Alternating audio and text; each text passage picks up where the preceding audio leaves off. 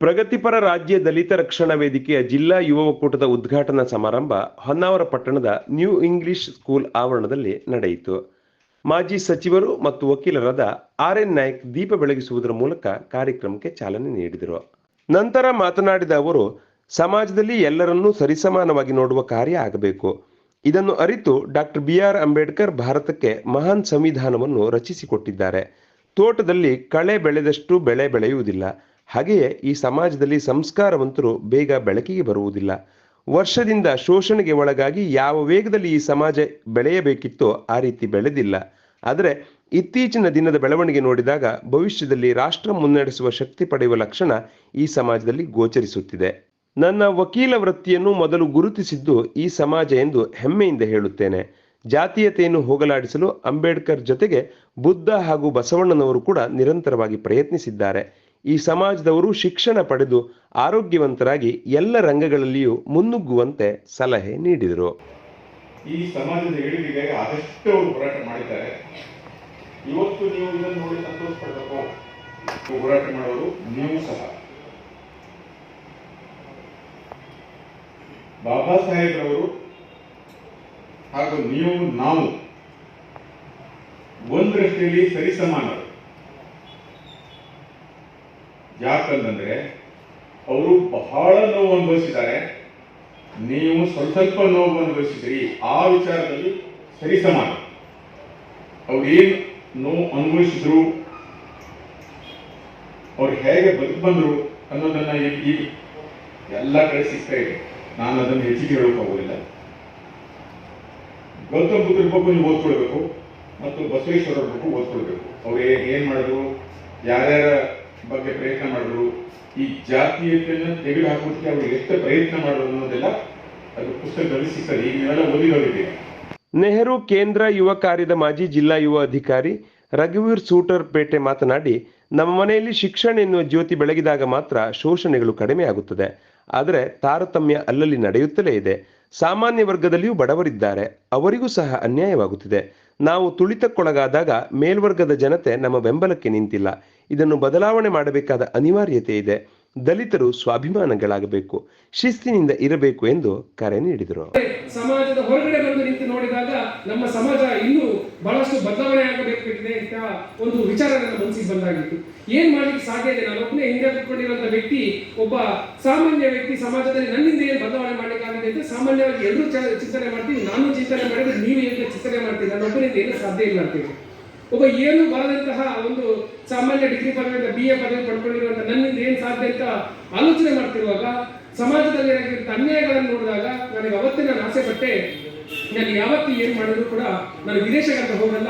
ನಾನು ಏನೇ ಮಾಡಿದ್ರು ಈ ದೇಶಕ್ಕಾಗಿ ಏನಾದ್ರು ಇಲ್ಲೇ ನಾನು ಸರ್ವಿಸ್ ಓರಿಯೆಂಟೆಡ್ ಡಿಪಾರ್ಟ್ಮೆಂಟ್ ಸೇರಬೇಕು ಅಥವಾ ಈ ವ್ಯವಸ್ಥೆಯಲ್ಲಿ ಅಥವಾ ಸಂಘಟನೆಯಲ್ಲಿ ಏನಾದ್ರು ನನ್ನ ಕಾಂಟ್ರಿಬ್ಯೂಷನ್ ಕೊಡಬೇಕಂತ ಆಲೋಚನೆ ಮಾಡಿದಾಗ ಬಹಳಷ್ಟು ನನ್ನ ಹತ್ರ ನಾಲೆಜ್ ಇಲ್ಲ, ಏನಿರಲಿಲ್ಲ. ಆವಾಗ ನಾನು ಚಿಂತನೆ ಮಾಡಿ ಪ್ರಾರಂಭ ಮಾಡಿದೆ. ಬಾಬಾ ಸಾಹೇಬ್ ಅಂಬೇಡ್ಕರ್ ಅವರು ತಮ್ಮ ಜೀವನದಲ್ಲಿ ನಮ್ಮ ಈ ದೇಶದ ಸಂವಿಧಾನವನ್ನು ನಮಗಿಲ್ಲ ಇವತ್ತೆಲ್ಲ ಮಾತಾಡ್ತೀವಿ, ನಿಮ್ಗೆ ಏನಾದ್ರೂ ಮಾತಾಡಿದ್ರೆ ಯಾರಾದ್ರೂ ಇದು ನನ್ನ ಹಕ್ಕು, ನನ್ನ ರೈಟ್, ನೀವೇನು ಮಾತಾಡಕ್ಕಿಲ್ಲ ಅಂತ ನಾನು ಚಾಲೆಂಜ್ ಅಲ್ಲಿ ಮಾತಾಡ್ತೀನಿ. ಯಾಕಂತೇಳಿದ್ರೆ ನನ್ನ ಸಂವಿಧಾನದಲ್ಲಿ ನನಗೆ ರಕ್ಷಣೆ ಕೊಟ್ಟಿದೆ ಅಲ್ಲ. ಅದೇ ಆ ಸಂದರ್ಭದಲ್ಲಿ ಬಾಬಾ ಸಾಹೇಬ್ ಅಂಬೇಡ್ಕರ್ ಅವರು ಈ ದೇಶದಲ್ಲಿ ತನ್ನ ಮನೆಯ ಮಕ್ಕಳು ಸಾಯುವಂತ ಸಂದರ್ಭಗಳಲ್ಲಿ ಅವರನ್ನು ಅವರ ಆರೋಗ್ಯವನ್ನು ವಿಚಾರ ನೋಡದೆ ಈ ದೇಶದಲ್ಲಿ ನನ್ನ ಜನ ಸಾಯ್ತಾ ಇದ್ದಾರೆ. ಹೊನ್ನಾವರ ಪಟ್ಟಣ ಪಂಚಾಯತ್ ಮುಖ್ಯಾಧಿಕಾರಿ ಏಸು ಸುಬ್ಬಣ್ಣ ಬೆಂಗಳೂರು ಮಾತನಾಡಿ, ಇಂದು ನಾವು ನಮ್ಮ ಹಕ್ಕು ಪಡೆಯಲು ಹೋರಾಟ ಮಾಡುವುದು ಸಹಜ ಕ್ರಿಯೆಯಾಗಿದೆ. ಇದಕ್ಕೆ ಈ ಸಂಘಟನೆ ವೇದಿಕೆ ನೀಡುತ್ತಿರುವುದು ಸಂತೋಷ ತಂದಿದೆ ಎಂದರು. ಅದರ ಅರ್ಥ ಒಂದು ವಜ್ರ ಮಹೋತ್ಸವ ಅಂದ್ರೆ ಸುಮಾರು 75 ವರ್ಷಗಳ ಅವಧಿ ಈ ಸಮಾಜದಲ್ಲಿ ಸಾಯಿದ್ದಾರೆ. 75 ವರ್ಷಗಳ ನಂತರ ಈ ಸಮಾಜ ಜಾಗೃತಿ ಆಗುತ್ತಿರ್ತಕ್ಕಂಥದ್ದು ಸಾಯಿರು ಇವತ್ತು ನೋಡ್ತಾ ಇದ್ದಾರೆ. ಒಂದು ಸಮಾಜ ಜಾಗೃತಿ ಆಗ್ಬೇಕಂದ್ರೆ ಸ್ನೇಹಿತರು ರಘುವೀರ್ ಹೇಳಿದಂಗೆ ಮೊದಲು ನಾವು ಶಿಕ್ಷಿತರಾಗಬೇಕು. ಯಾವಾಗ ನಮ್ಮ ಕುಟುಂಬದಲ್ಲಿ ಶೈಕ್ಷಣಿಕವಾಗಿ ನಾವು ಮುಂದೆ ಬರ್ತೇವೆ ಅವಾಗ ಸಂಘಟನೆ ತಾನಾಗಿ ಹುಟ್ಟುಕೊಳ್ತದೆ. ಯಾವಾಗ ಸಂಘಟನೆ ಹುಟ್ಟುಕೊಳ್ತದೆ ಅವಾಗ ನಮ್ಮ ಹಕ್ಕುಗಳನ್ನು ಹೋರಾಟ ಮೂಲಕ ಪಡಿಬೇಕು ನಮ್ಮದು ಛಲ ಬರುತ್ತೆ. ಅದೇ ಬಾಬಾ ಸಾಹೇಬ್ ಅಂಬೇಡ್ಕರ್ ಹೇಳಿದ್ದು. ಆ ಜಾಗೃತಿ ನಮ್ಮ ಮುಸ್ಲಿಂ ಸಮಾಜ ಇವತ್ತು ಸರ್ ಕಂಡಂಗೆ 75 ವರ್ಷಗಳ ನಂತರ ಆಗಿದೆ. ಅದಕ್ಕೆ ಜೋರಾದ ಚಪ್ಪಾಳೆ ಬರಲಿ. ಮೂರೇ ಶಬ್ದ: ಶಿಕ್ಷಣ, ಸಂಘಟನೆ, ಹೋರಾಟ. ಹೋರಾಟ ಮುಖೇನ ನಾವು ಇವತ್ತು ನಮ್ಮ ಬರತಕ್ಕಂಥ ಹಕ್ಕುಗಳನ್ನು ಪಡೆಯಬೇಕು. ಅದು ಇವತ್ತು ನಮ್ಮ ದುರ್ದೈವ ಸಂಗತಿ. ಯಾವುವು ಸರಳವಾಗಿ ಸಿಗಲ್ಲ. ಕಾರ್ಯಕ್ರಮದ ಅಧ್ಯಕ್ಷತೆ ವಹಿಸಿದ್ದ ಸಂಘಟನೆಯ ರಾಜ್ಯಾಧ್ಯಕ್ಷರಾದ ಎಲಿಶಾ ಜಿ ಎಲಕಪಾಟಿ ಮಾತನಾಡಿ, ಬಡತನದಿಂದ ಮುಂದೆ ಬಂದು ನಮ್ಮ ಮಕ್ಕಳ ಭವಿಷ್ಯವನ್ನು ರೂಪಿಸಬೇಕು. ನಾವು ಯಾವುದೇ ಕಾರಣಕ್ಕೂ ನಮ್ಮ ಹೋರಾಟಗಳಿಂದ ಹಿಂದೆ ಸರಿಯಬಾರದು. ಅಂಬೇಡ್ಕರ್ ಅವರ ಸಿದ್ಧಾಂತಕ್ಕೆ ಎಲ್ಲರೂ ಗೌರವ ನೀಡಿ ಅದನ್ನು ಅಳವಡಿಸಿಕೊಂಡು ನಮ್ಮ ಹಕ್ಕುಗಳನ್ನು ಪಡೆಯಬೇಕು ಎಂದರು. ತಡೆ ಮಾಡ್ಕೋಬೇಡ್ರಿ. ಸಂಸ್ಕಾರ ಅಂದ್ರೆ ಏನು? ಅಂಬೇಡ್ಕರ್ ಕೊಟ್ಟಿದ್ದ ಸಂಸ್ಕಾರ ಅಂದ್ರೆ ಏನಂದ್ರೆ, ಸಮಾಜದಲ್ಲಿ ಜೀವನ ಮಾಡಬೇಕಾದ್ರೆ ನಾವು ಸಂಸ್ಕಾರವಾಗಿ ಜನರ ಮಧ್ಯದಲ್ಲಿ ನಡೀಬೇಕು, ನುಡಿಬೇಕು ಮತ್ತು ಈ ಒಂದು ಸಂಸ್ಕಾರ ಇತರರಿಗೆ ಮಾರ್ಗದರ್ಶನ ಆಗಬೇಕು ಹೊರತು ಸ್ವಾಭಿಮಾನಿಗೆ ಧಕ್ಕೆ ತರೋ ರೀತಿಯಲ್ಲಿ ಇರಬಾರದಂತೇಳಿ ಸೂಕ್ಷ್ಮವಾಗಿ, ಅತಿ ಸೂಕ್ಷ್ಮವಾಗಿ ಒಳ್ಳೆ ಮಾರ್ಗ ಕೊಟ್ಟಿದಂತ ನಮ್ಮ ನಾಯಕರಿಗೆ ಸಹ ಹೃದಯಪೂರ್ವಕ ಧನ್ಯವಾದ ಹೇಳ್ತಿದ್ದೀನಿ. ಅದರಂತೆ ಒಂದು ಯಾವುದೇ ಒಂದು ಕಾರ್ಯ, ಯಾವುದೇ ಒಂದು ಕೆಲಸ ಆಗಿರ್ಬೋದು, ಒಂದು ಹೋರಾಟ ಮನೋಭಾವ ಯಾವಾಗ ಬರ್ತದೆ ಅಂತ ಹೇಳಿದ್ರೆ, ಒಂದು ಸಾರಿ ಸೋತೋಗಿದ್ದು ಅಂತೇಳಿ ನಾವು ಪದೇ ಪದೇ ಸೋತೋಗ್ತೀವಿ ಅಂತೇಳಿ ಹಿಂದೋಗ್ಬೇಡ್ರಿ. ಒಂದು ದಿನ ನಾವು ಮುಂದೋಗ್ಲಿಕ್ಕೆ ಒಂದು ಸಾಧ್ಯ ಇದೆ. ಆ ಸಾಧ್ಯ ಪಡಿಬೇಕಾದ್ರೆ ನಾವು ಏನ್ ಮಾಡಬೇಕಂದ್ರೆ, ಯಾವುದೇ ಕಾರಣಕ್ಕೆ ಹಿಂದೋಗಲಾರದೆ ನಮ್ಮ ಹೋರಾಟ ಮುಂದಿನ ಜೀವನದಲ್ಲಿ ನಡೆದಾಗ ಆ ಒಂದು ಹೋರಾಟದಲ್ಲಿ ನಾವು ಏನು ಮಾರ್ಗಕ್ಕೆ ಏನು ಬೇಕಂತೇಳಿ ವಿಚಾರ ಮಾಡಿರ್ತೀವೋ ಅದನ್ನು ಮನದಟ್ಟಲಿಕ್ಕೆ ಮತ್ತು ಜಯಿಸಲಿಕ್ಕೆ ಮುಂದೆ ಹೋಗ್ಲಿಕ್ಕೆ ಅಂತೇಳಿ ಆಗುವ ಒಂದು ಶಕ್ತಿ ಇದೆ ಅಂತೇಳಿ ನಮ್ಮ ಮತ್ತು ನಮ್ಮ ಸಮಾಜ ಸರ್ವರಿಗೂ ಸಹ ಒಂದು ಒಳ್ಳೆ ಉದ್ದೇಶ ಸಾಧಿಸಿದಂತ ರಘುವರೇ.